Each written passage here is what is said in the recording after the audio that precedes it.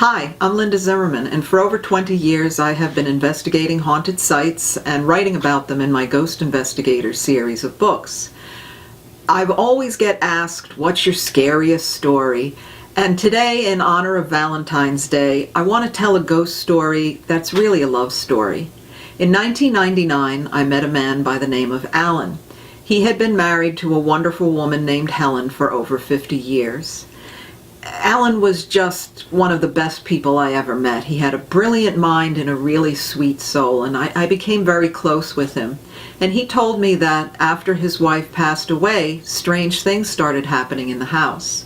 He would go into the kitchen first thing in the morning and there'd be pots and pans on the stove and a scoop full of flour on the counter as if someone was about to start cooking. Now, his friends and family thought, well, Alan's getting a little old, maybe he's just getting forgetful and doing this himself. But many people witnessed this for themselves. They would go into the kitchen when they knew nothing was on the counter or on the stove, and suddenly these pots and pans and scoops of flour would appear.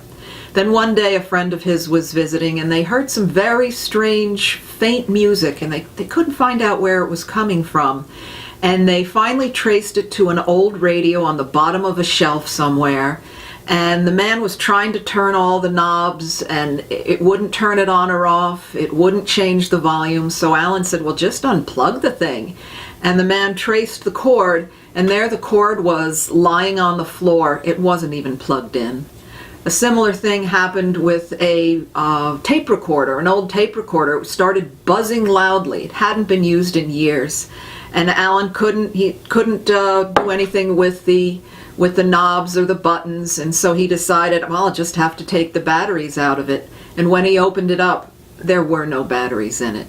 So electrical things were happening, these things in the kitchen, they were all just signs that Helen was still there. She was with him and wanting to take care of him. So that line in the marriage vows, until death do us part, that's wrong.